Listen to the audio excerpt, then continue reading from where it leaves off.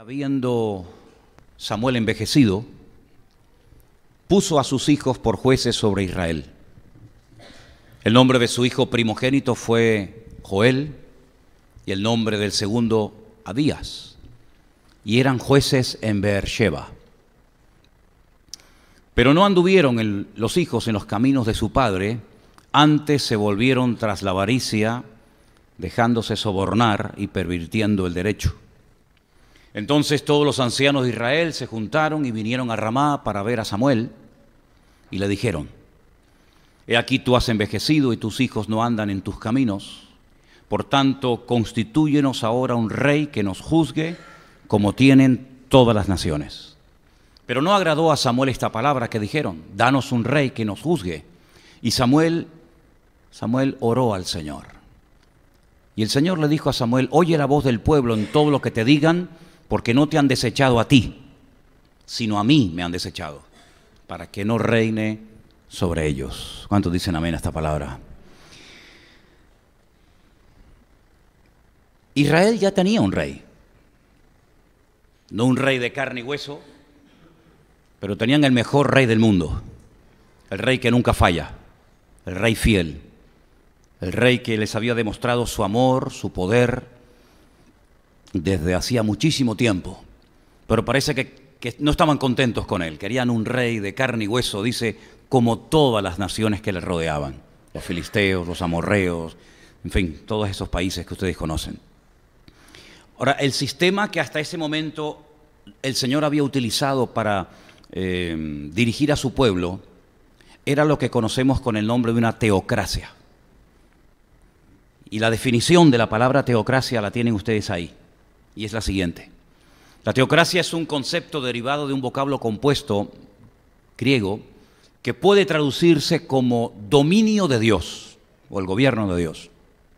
Se refiere al gobierno que ejerce una divinidad de manera directa o a través de algún representante.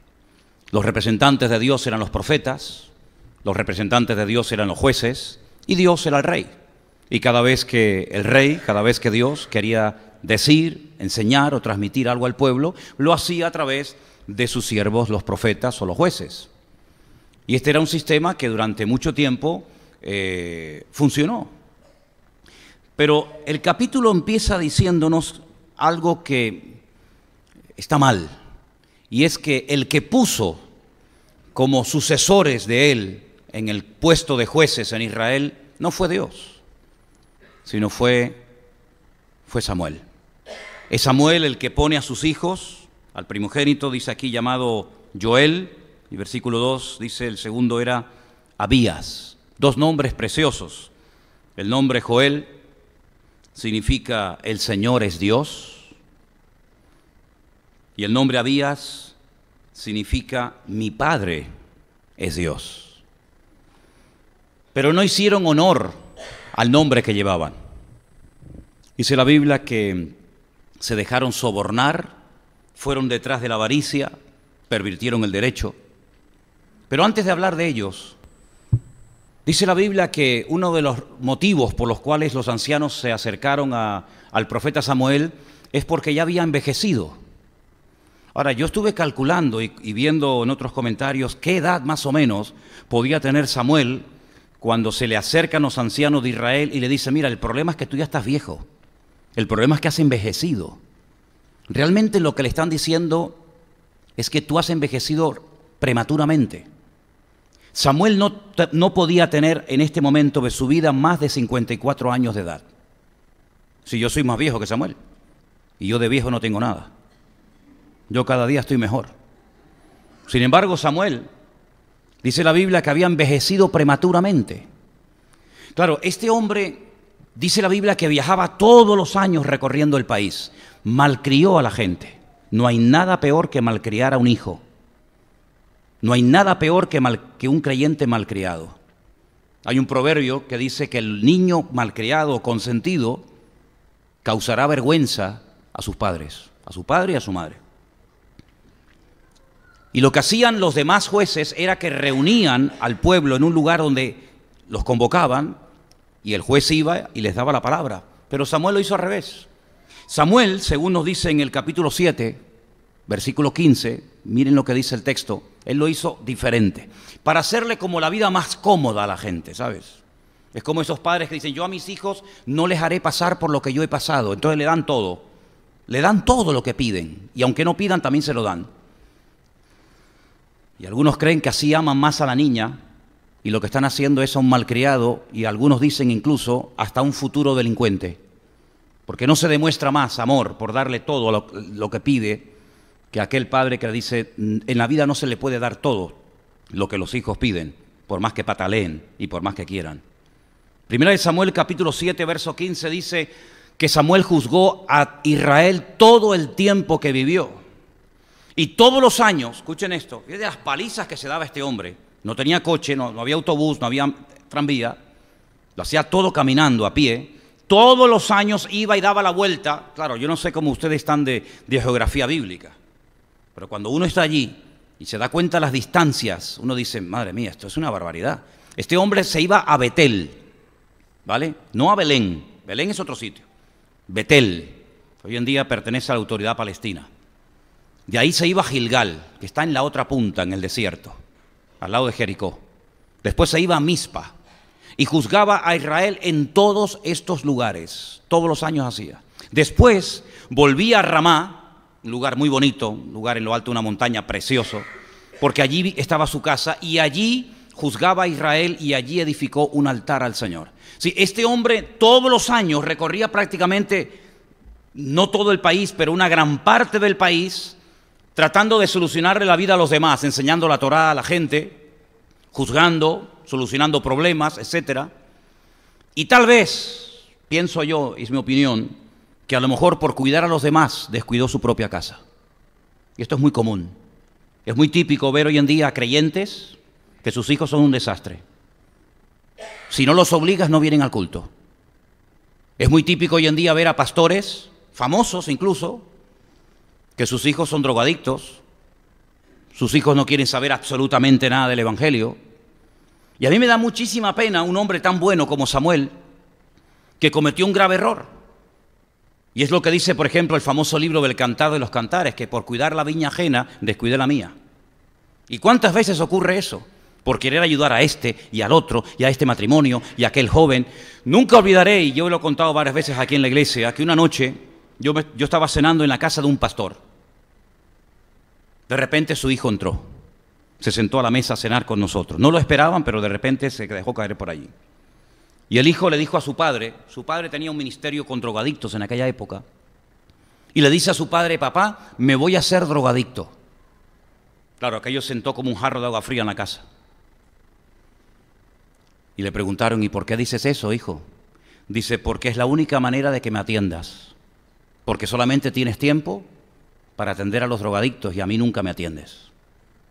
Es como aquel pastor que están enterrando y en el funeral se levantan distintas personas para agradecer la ayuda que ese hombre fue durante su vida, y al final se levanta uno al final de la iglesia, dice, claro, ahora entiendo por qué mi padre nunca tenía tiempo para mí, porque siempre les estuvo atendiendo a ustedes, y ahora entiendo por qué mi padre nunca tuvo ni un minuto para responderme a mis preguntas o para atenderme y para demostrarme su interés o su amor, ¿no?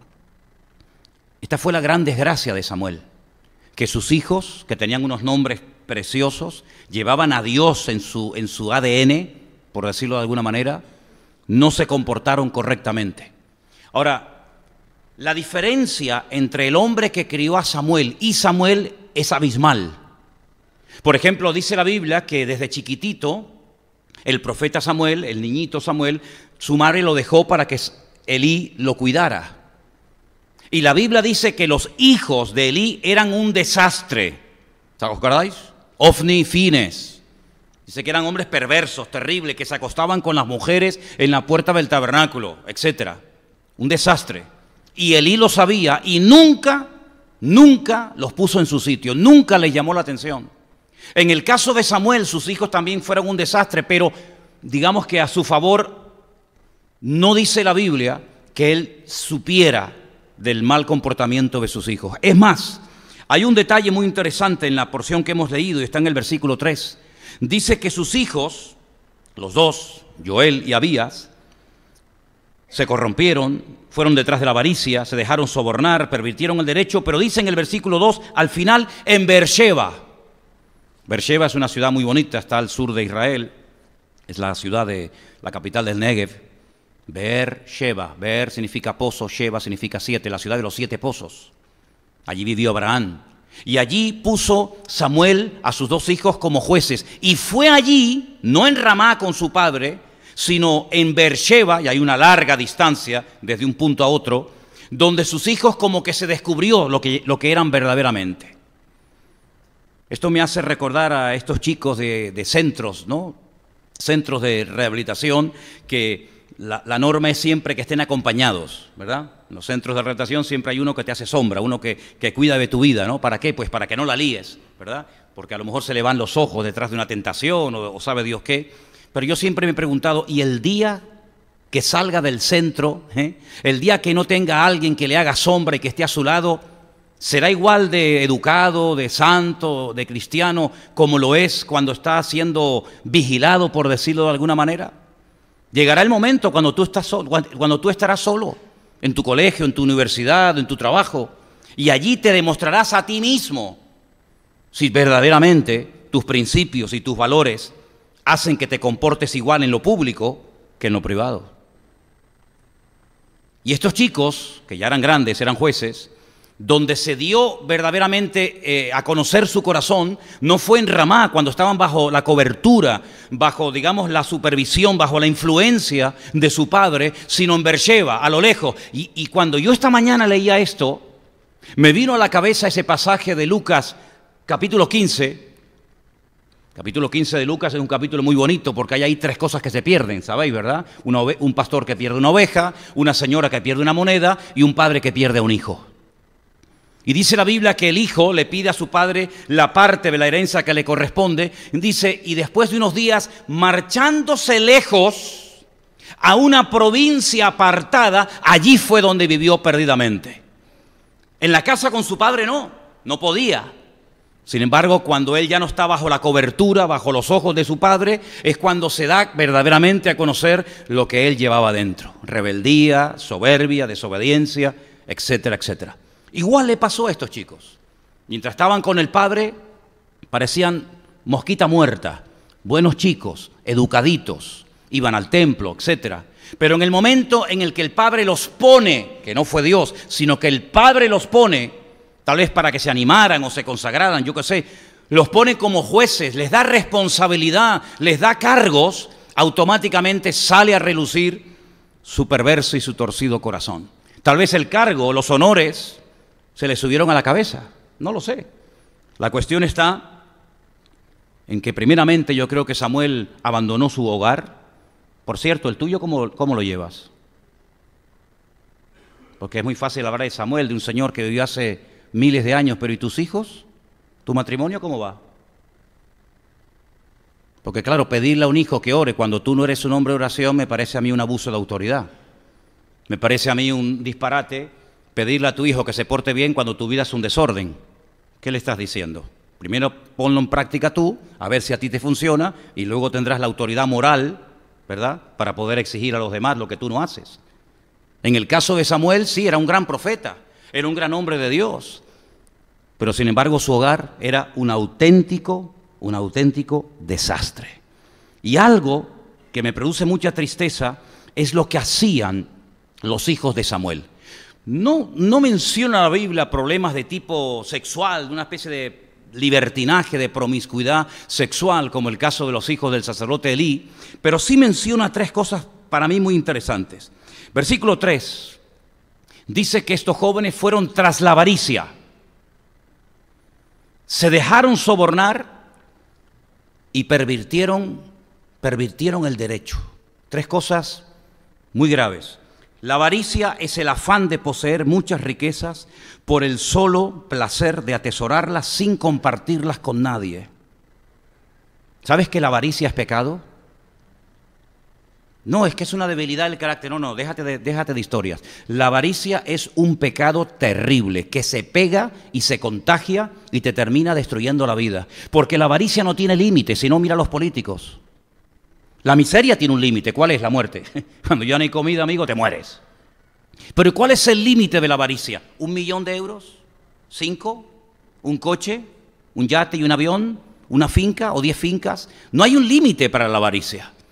La avaricia te hace un esclavo y al final le das más valor a lo que tienes que a lo que realmente eres. Bueno, realmente estos no eran nada. Tenían el título, pero realmente de espirituales no tenían nada. Tenían y tenían y tenían, porque dice que se dejaban sobornar. Ahora, ¿cómo un juez se puede dejar sobornar? ¿Sabes que hay una palabra, hay un término, seguramente te sonará, la habrás oído alguna vez, la palabra Elohim? La conocen, ¿no? Elohim. Bereshit bara Elohim. Es el primer versículo de la Biblia, ya aparece ese nombre, se traduce como Dios. Pero ¿sabes que es un término polivalente que se emplea también para hablar de los jueces? Cuando hay una reunión de jueces, a esos jueces se les llama dioses. Así aparece en uno de los salmos, que Dios se reúne con los dioses. Y uno dice, ¿cómo que con los dioses? Hay varios, no, hay uno solo.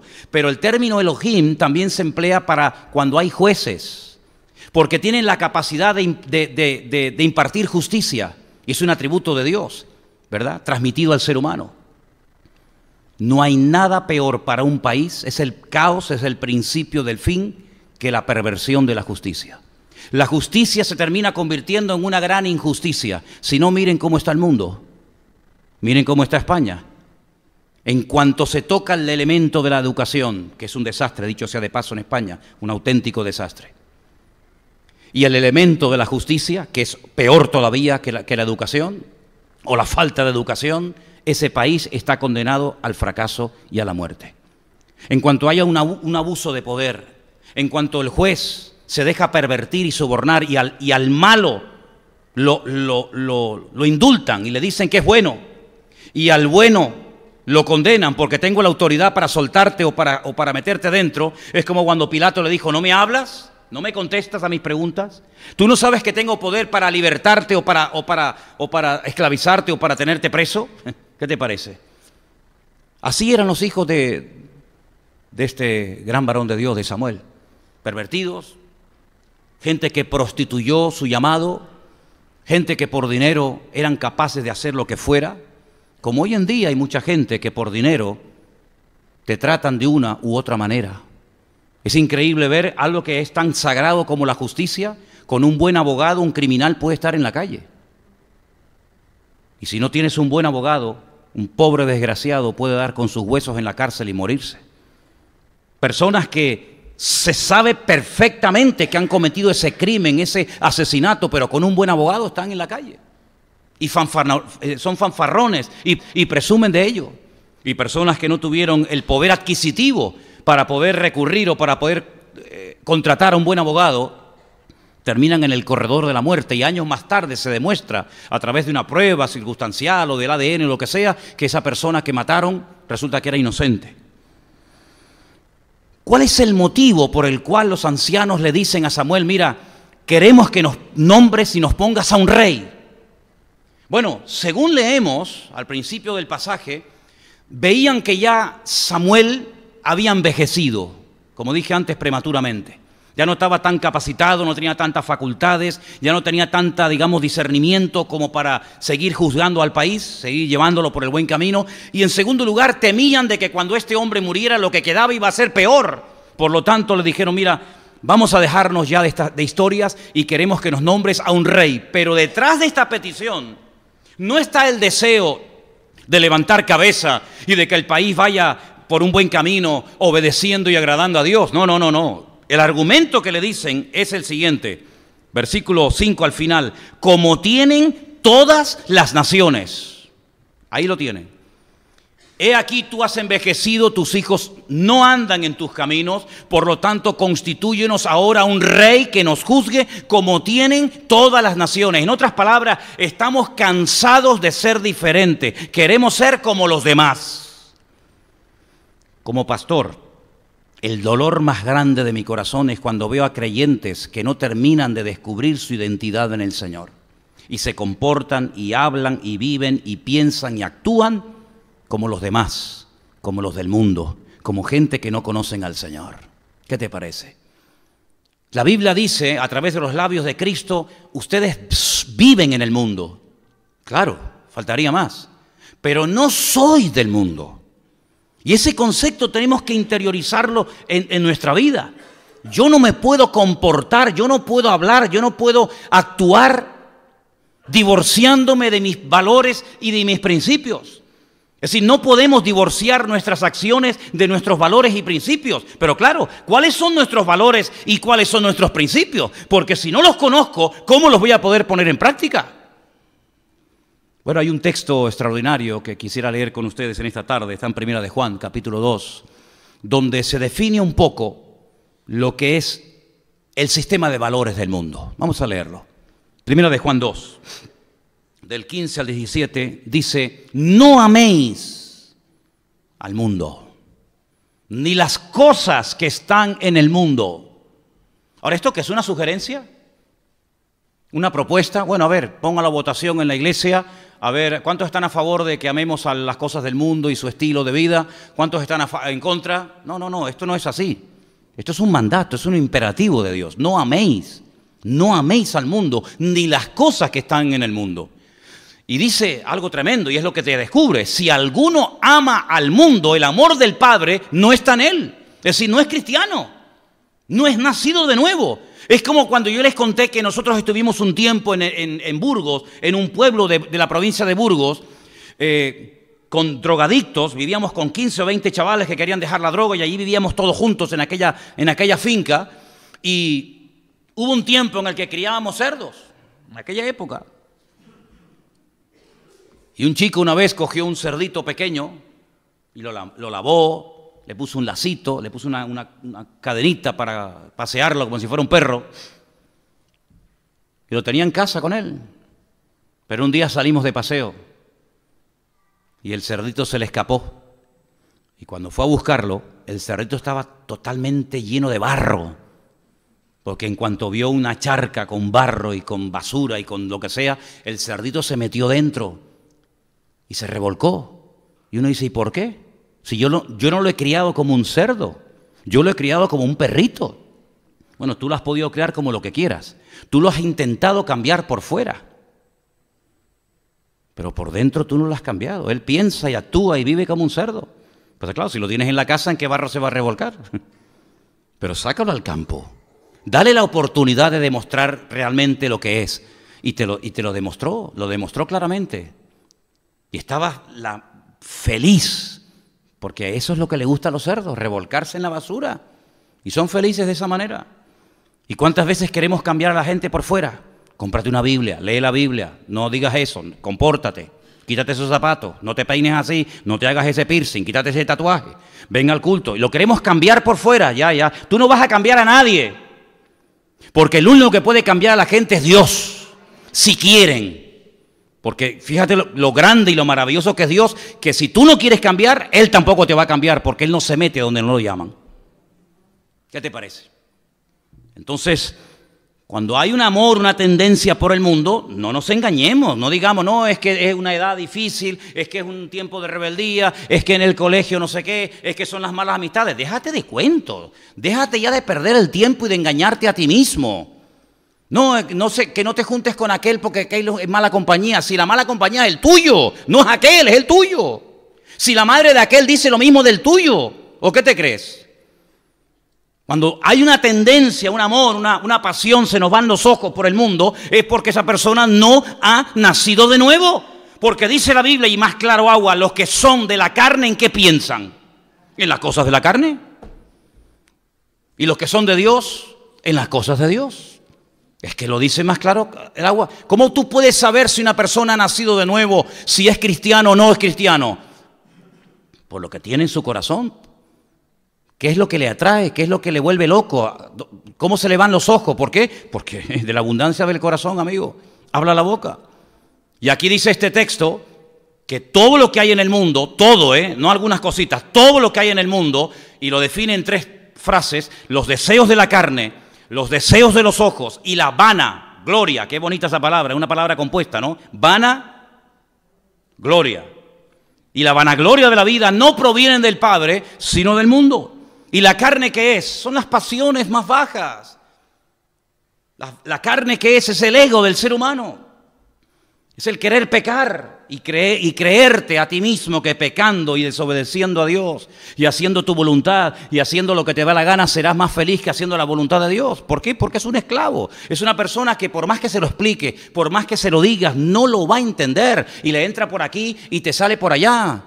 Y lo mismo hicieron mis padres conmigo, que me decían no hagas esto y no hagas lo otro y escribe 1000 veces, me tengo que portar bien, me tengo que portar bien. Y terminaba y salía a la calle y lo hacía igual o peor que antes. Porque te pueden cambiar por fuera, pero el único que te puede cambiar por dentro es Dios. Y la iglesia no está diseñada para cambiar a nadie. El único que puede cambiar a la gente es el Señor. ¿Cuánta gente viene a la iglesia y están igual o peor? ¿Cuánta gente viene a la iglesia y se han congregado durante años y siguen siendo celosos, siguen siendo envidiosos, siguen teniendo complejos, siguen teniendo traumas? ¿Pero qué ha pasado? Que la iglesia no es el lugar que Dios ha creado para cambiar a nadie. No, hermano, no es eso. El único que puede cambiar es el Señor. Y si Dios no hace la obra, olvídate, llévalo al psiquiatra, llévalo al psicólogo, quítale el móvil, enciérralo en la habitación, pon una bola de hierro en la pata de la cama y amárralo. En cuanto lo suelte, vuelve otra vez a las andadas. Y por eso el milagro más grande de todos, ¿saben cuál es? El nuevo nacimiento. Y si yo tuviera un hijo o una hija inconversa, yo dejaría de ser pastor. Voy a atenderles yo a ustedes y voy a abandonar yo a mi familia. ¿Estamos locos aquí o qué? ¿Ustedes valen más que mis hijas o qué? En absoluto. ¿De qué voy a predicarles yo a ustedes? De poner en orden sus vidas. Póngalo usted primero, caballero. De que tenemos que venir a la iglesia. De que tenemos que llevarnos bien, pero demuéstralo con tus palabras. Ahí tenemos la frase. No podemos divorciar nuestras acciones de nuestros valores y de nuestros principios. Lo mismo le pasó al rey David, ganó todas las batallas. David nunca perdió una guerra, nunca, jamás. En casa las perdió todas. De la puerta para afuera era un genio, de la puerta para adentro, un desastre. Y eso no puede darse más, porque es que hay tanto de esto en el mundo evangélico, más de lo que ustedes se pueden imaginar. Los deseos de los ojos, decía Juan. Bueno, hay un refrán que dice, lo que el ojo no ve, corazón que no siente, ¿no? Por eso habrá dicho el Señor, si tu ojo tienes ocasión de caer, mejor que te lo arranques. ¿Tienes problemas con la vista? ¿Se te van los ojos? Tienes un grave problema, amigo. Tienes un grave problema. Dice la Biblia que Job hizo un pacto con sus ojos para no pecar contra Dios. ¿Qué te parece? Si tú ves, tú deseas. Si no ves, probablemente el deseo no se despierte. Hay situaciones que te pueden venir así, pum, de golpe, de sopetón, sin esperarlas. Pero hay otras situaciones en las que tú estás preparando el caldo de cultivo, si estás todo el santo día metido en el ordenador, ¿no crees que tienes más posibilidad de ser tentado con cosas que no están bien que si no estás todo el santo día perdiendo el tiempo en la máquina diabólica, como yo la llamo? ¿No crees que tienes más tendencia a ser infiel si estás tonteando con mujeres por lugares de estos donde se habla y conoces a una de Colombia y a una de Venezuela y a una de no sé qué y a una de no sé cuánto y tu marido ahí lleva 3 horas durmiendo o tu mujer y tú le estás abriendo tu corazón a una que ni sabes de dónde está? Ni sabes de lo que va, no tienes más posibilidad de caer en pecado y en ser infiel, o solamente es infiel el que se acuesta con una mujer. Y psicológicamente y emocionalmente no hay gente que es infiel a su marido o a su mujer. Ay, amigos, ¿somos tontos o qué? Yo le estoy hablando a gente adulta, yo no le estoy hablando a chiquilines. La guardería está ahí en la esquina, esto es la iglesia. Y aquí hablamos claro y raspado, mijo, así como te lo digo. Y si usted tiene una debilidad y encima la alimenta y encima le echa leña al fuego, no te extrañe de que tarde o temprano se rompa lo que si no cuidas se te va a terminar volviendo en tu contra. Y por eso dice la Biblia que todo eso que causa vanagloria y pérdida de tiempo, al final lo que está demostrando es que tu corazón no está alineado con el corazón de Dios.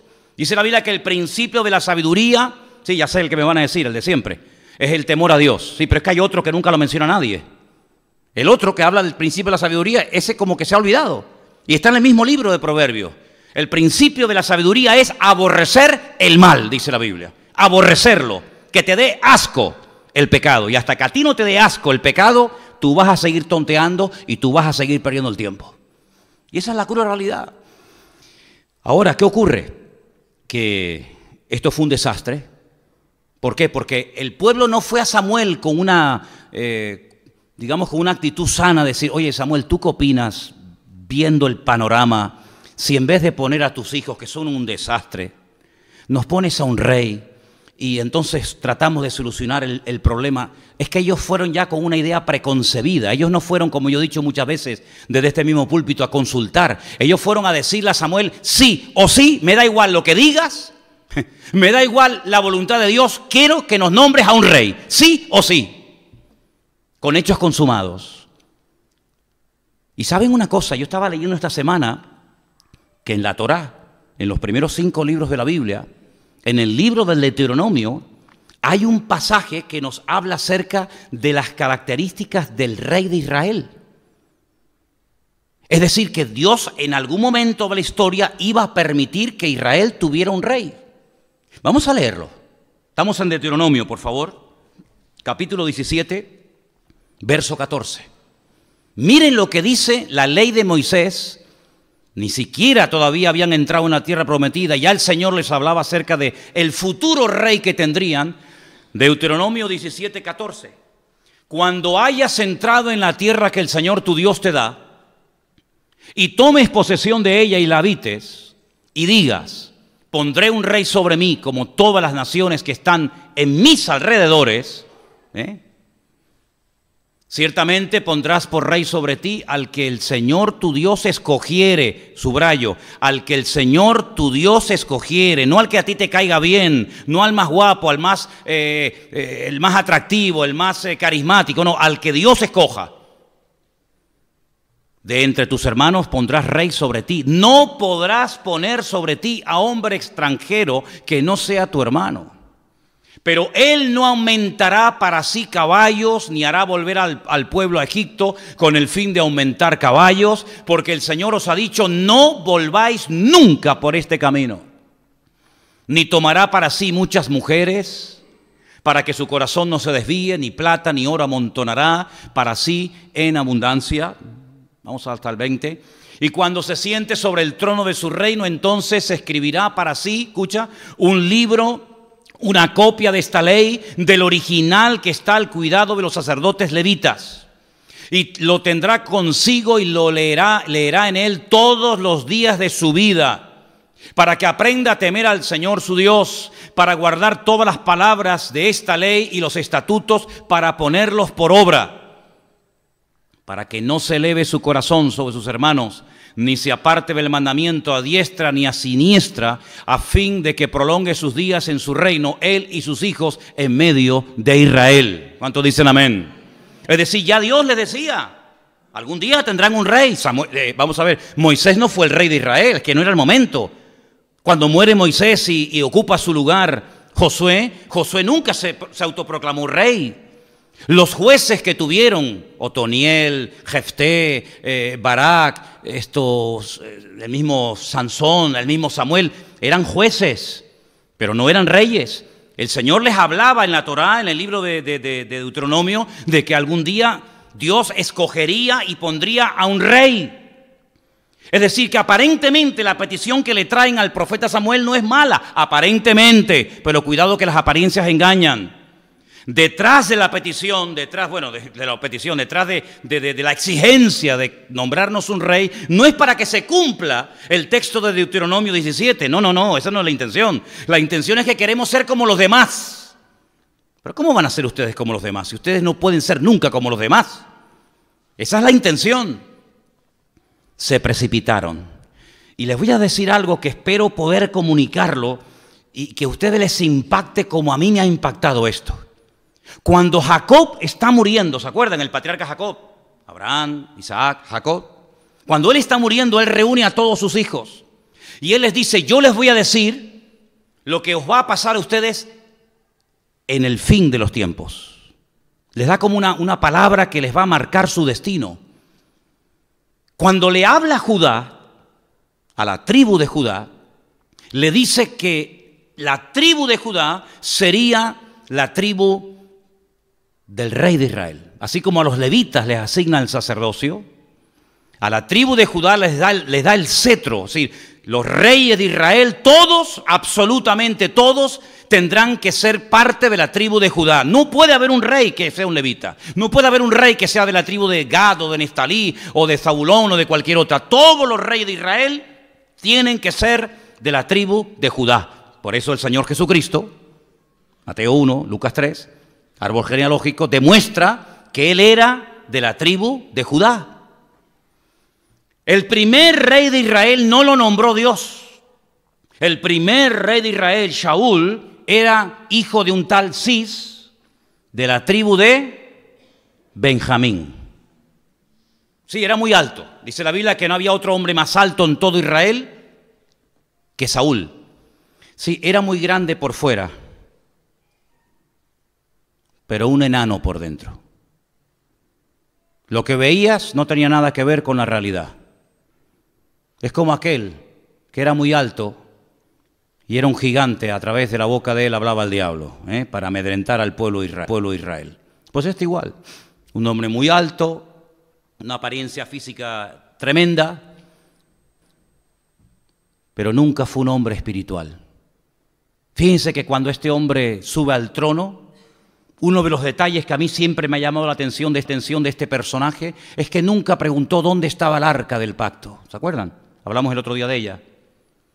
Oye, el arca de la alianza era el mueble más sagrado en la cultura de Israel. Era el mueble que representaba, que simbolizaba la presencia de Dios con el pueblo. A ti no te interesa tener la presencia de Dios a tu lado. ¿Y cómo vas a ser rey? Y cuando tengas que ir a la guerra, ¿a qué o a quién te vas a agarrar?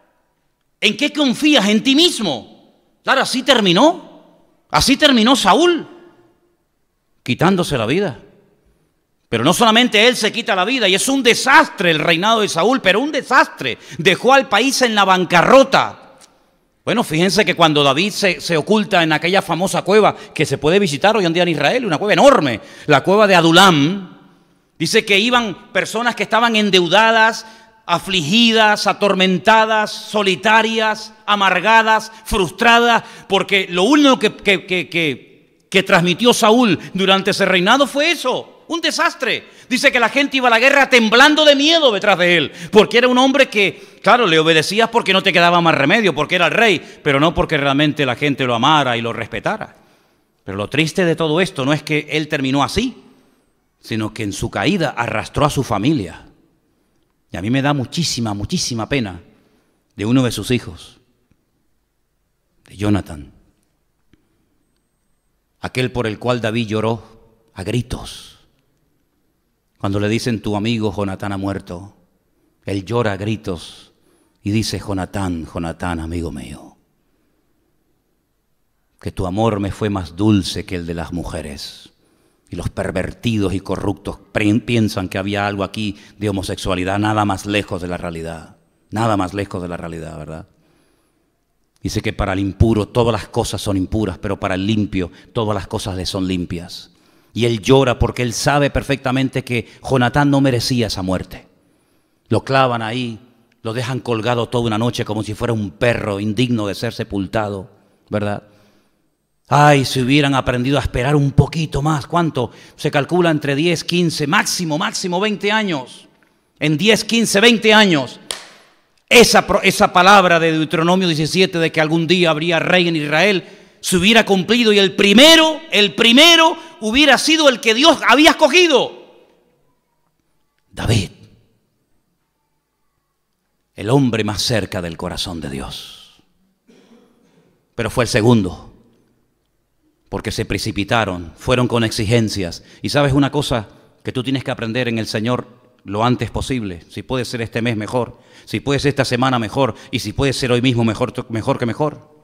Aprender a esperar en Dios. Pero yo veo que cada vez los cristianos esperan menos en Dios. Voy a salir con esta, voy a probar a ver si es esta. ¿A probar qué vas a probar? ¿Qué te crees? ¿Que te estás comprando un coche de segunda mano que hay que probarlo a ver si funciona? ¿Qué vas a probar? Cuando una cosa es de Dios no hay que probarla antes. Cuando una cosa es de Dios y punto. Yo vi a mi mujer un miércoles y un domingo y le propuse que se casara conmigo. Y yo no era de los que estaba soñando en el matrimonio. A mí me daba alergia al matrimonio. Me salían sarpullidos. Pero yo la vi un miércoles y un domingo y no la vi hasta 7 meses después. Y yo sabía que esa era la mujer de mi vida. Y creo que lo he demostrado después de 35 años de matrimonio. ¿No les parece? ¿No les parece a ustedes? ¿Qué probar? ¿Qué vas a probar? ¿Será este trabajo o será aquel? ¿Cómo que será este o será aquel? ¿Tú cómo te mueves? ¿Por emociones? ¿Por impulsos? Es que aquí me dan 200 euros menos que allí. Entonces, ¿será aquel? No me digas. ¿Será que el que más te da es el de Dios y el que menos te da no es de Dios? ¿Te mueves así? ¿Tú te mueves así hoy en día como está la vida? Nos hemos olvidado del proverbio bíblico que dice: más vale bocado seco y en paz que casa llena de provisiones donde hay contienda y perturbación. ¿Nos hemos olvidado de eso?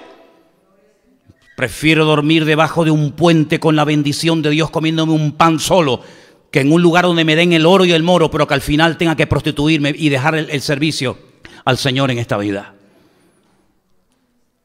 ¿Queréis un rey? Tomen un rey, pero diles que va a ser un desastre y que al final lo que tanto anhelaban se le volverá en su contra. Porque mucha gente lo que buscan son juguetes. Y cuando se cansan del juguete, llámese hombre, llámese novia, llámese mujer, llámese lo que se llame, cuando se cansan del juguete te tiran al cubo de la basura y buscan otro juguete. Y tú no puedes permitirte ser juguete en las manos de nadie, porque tú eres real sacerdocio, nación santa, pueblo adquirido por Dios para que anuncie las virtudes de aquel que te llamó de las tinieblas a su luz admirable. No pierdas el tiempo en tonterías. Gloria a Dios. No pierdas el tiempo en eso. Al final, Saúl, ¿para qué? ¿Tú te crees que tenemos ganas de perder el tiempo? Aprende a esperar en el Señor, ¿sabes? Si hubieran esperado, Jonatán no hubiera muerto. Si hubieran esperado, David no hubiera sufrido tantas persecuciones de este perverso, de este celoso, porque era un celoso envidioso que ni comía ni dejaba comer. Si hubieran aprendido a esperar en el Señor les hubiera dicho: ahí está. No es tan alto, tal vez no es tan llamativo por fuera, pero yo estoy con él. Y Él está conmigo. ¿Se das cuenta? Antiguamente se decía: no, yo lo que busco es un hombre cristiano. Y ellos decían: yo lo que busco es una buena mujer cristiana. Ponlo en cuarentena. Porque el título de cristiano, hoy, no hablo hace 30 años atrás, hace 30 años atrás un cristiano era un cristiano.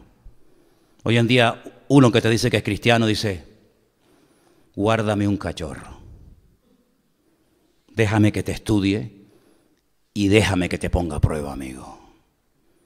Cuando tú te diga no, ahí me vas a demostrar qué tipo de persona tú eres.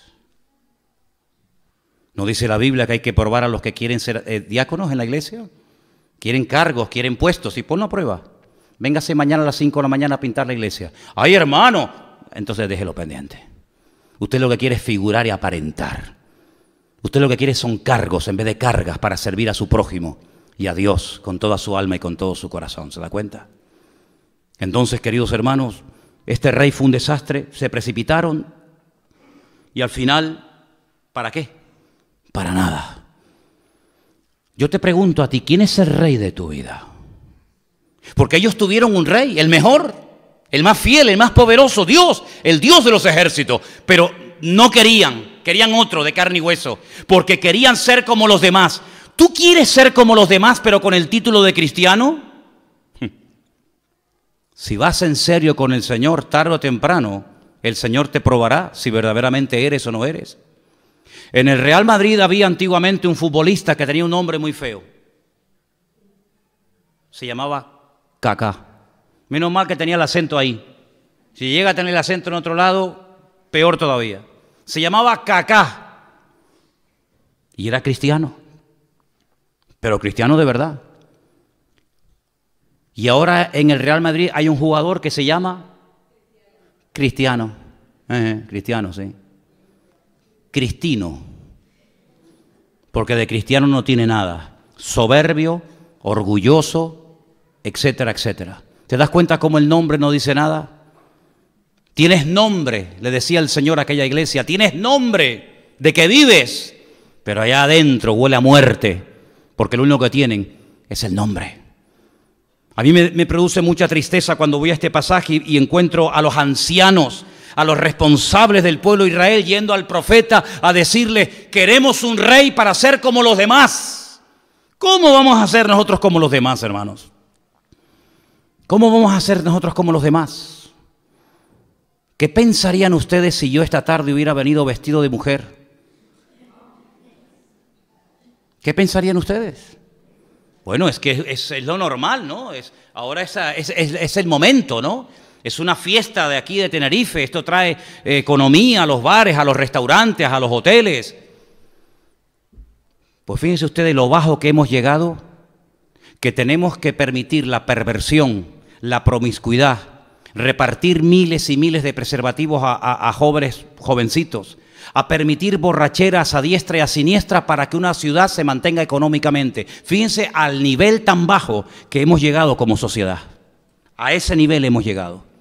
Cuando tú te levantas por las mañanas, y me ha pasado en estos días, y te encuentras en la puerta de la iglesia niñas de 14, 15, 16 años, desnudas, orinando y haciendo sus necesidades en la puerta de la iglesia o cerca.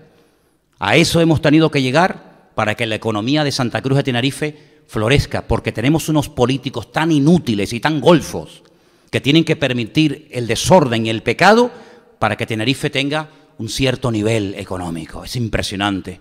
Y esta mañana cuando salía por las calles y veía cientos de policías que tenían que estar vigilando a los que verdaderamente hay que vigilar, a esas mujeres maltratadas por su marido, a esos violadores de niños, etcétera, etcétera, lo que están haciendo es controlar a toda esta golfería que hay. A esos niveles tan bajos hemos llegado nosotros. Y para que un pueblo se mantenga con una estabilidad económica, tenemos que permitir que miles y miles de personas de otros países, que luego cuando vas a sus países, si los ves no los reconoces. Me llamó muchísimo la atención cuando fuimos un año a Londres, a Inglaterra, y vi una educación allí. Nadie se salta un paso de peatones.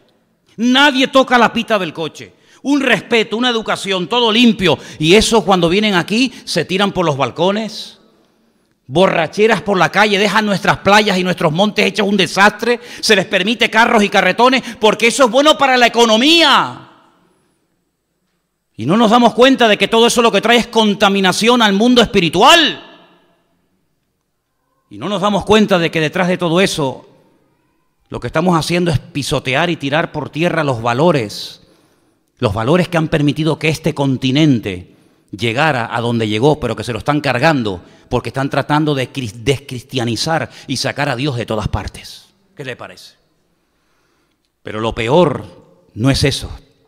Lo peor es cuando hay algunos que se llaman cristianos, que se disfrazan, que se emborrachan, que se drogan y que participan exactamente igual que la gente del mundo. Como yo dije una vez, pecan el viernes y el sábado y después pretenden venir aquí el domingo a poner cara de santos y que Dios me bendiga y que Dios me ayude porque se lo estoy pidiendo. Como si Dios fuera nuestro Papá Noel, como si Dios fuera nuestro siervo que tiene que estar a nuestra disposición, porque como te han acostumbrado a que todo lo que pedías te lo daban, ahora resulta que a Dios hasta le exigimos. Incluso hay pastores y ministerios e iglesias que ustedes conocen que hasta le ofrecen a la gente todo a cambio de nada. Vengan y reciban unción, vengan y reciban milagro, vengan y reciban. Pero no se dan cuenta que la Biblia dice que mejor es dar que recibir. Pero hemos cambiado el evangelio, lo hemos acomodado para que la gente no se sienta incómoda. Pues yo te voy a hacer el ambiente irrespirable, querido. Te voy a hacer el ambiente irrespirable. ¿Me vas a amar o me vas a odiar con toda tu alma? Porque si para tener más gente tengo que permitir carros y carretones, ya te puedes estar marchando ahora mismo, querido. En esta iglesia lo que queremos vivir según los principios, porque yo también he sido mundano, yo también me he drogado, yo también he hecho cosas terribles de las cuales me avergüenzo en el día de hoy, pero he conocido algo mejor que todo eso. He conocido al Señor de señores y al Rey de reyes que ha llenado mi corazón, y el Rey de mi vida se llama Cristo Jesús, nuestro Señor, el Dios Todopoderoso. ¿Cuántos dicen amén? Aleluya. A Él la gloria y a Él la honra, querido hermano y amigo. Hay iglesias aquí en Tenerife, yo te puedo dar, mira, tengo por ahí la dirección o el teléfono de algunos, te puedo dar el teléfono, el email de algunos, que te vas a sentir cómodo. Te van a predicar siempre por encima de la cabeza. Puedes traer a un amigo, a un compañero de trabajo, nunca se va a sentir aludido por nada. Yo jamás me congregaría en una iglesia así. Yo lo dije una vez y termino: si usted solamente se quiere rodear de pelotas, que le digan a todos iguana para que no te ofendas, amigo, te equivocaste de sitio. Usted tiene que rodearse de gente espiritual que le ame tanto a usted y al Señor, que estén dispuestos a decirle: de esa manera tú no estás agradando a Dios, mi hermano. Con esas formas, con esa rebeldía, con esas formas, no estás agradando al Señor. Y tienes que rodearte de gente que te ame y te respete tanto, que te diga no, aunque a ti te gustaría que te dijeran sí. Y eso es lo que nosotros queremos. No ser como los del mundo, no ser como los demás. En todo caso, que los del mundo quieran imitarnos a nosotros. Pero yo al mundo no tengo que imitarles en nada. Si por algo doy gracias a Dios, que ni antes de mi conversión ni después tuve nunca la tentación de ponerme un tatuaje. Jamás en mi vida. Nunca. Porque siempre lo que hacían los demás es lo que yo no quería hacer. Si nadie se hubiera tatuado, yo me hubiera puesto tatuajes desde la cabeza hasta el dedo gordo del pie. En otras palabras, vamos contra corriente, hermano. Vamos contra corriente. ¿Y cómo aguantamos? Porque mayor es el que está en nosotros que el que viene contra nosotros. Vamos a orar en esta tarde. Cierra tus ojos ahí donde estás. Y te invito a que aceptes a Cristo como el Rey de tu vida. Él es el verdadero Rey, la verdadera autoridad. Si tú no lo conoces a Él, tú eres un pobre desgraciado, tú no tienes absolutamente nada, estás perdiendo tu vida, estás perdiendo tu tiempo, porque el único que verdaderamente puede llenar el vacío de tu corazón es el Señor. Y lo dije el otro día y lo digo otra vez ahora: nunca en mi vida he conocido a nadie que haya conocido el Evangelio y que se haya apartado, que la vida le haya sonreído y le haya ido mejor. Todo lo contrario. La única forma de ir de gloria en gloria, de victoria en victoria y de bendición en bendición es haciendo las cosas decentemente y con orden, como dice la palabra. Y eso uno tiene que tener claro los principios en su corazón, y por eso te pido que cierres tus ojos ahí donde estás y le pidas al Señor firmeza en tu fe. Pídele firmeza en tu fe, hermano y hermana. Pídele al Señor que te muestre que lo que tú tienes es lo más maravilloso del mundo, porque tienes la perla de gran precio. Aprende a esperar en el Señor. No te precipites. Espera en el Señor, porque Él tiene lo mejor para ti. Ellos creían que Saúl era lo máximo. Al final fue un desastre. Un desastre.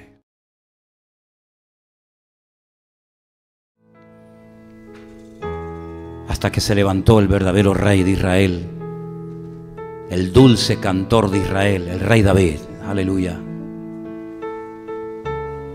Mi siervo, mi ungido, como lo llamaba el Señor.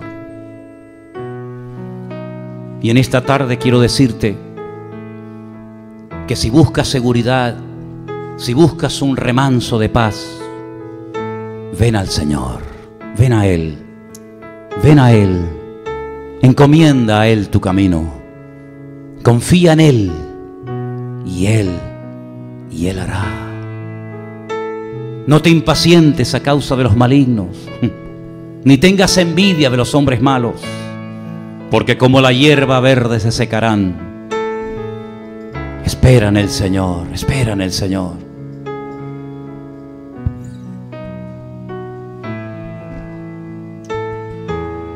Aleluya.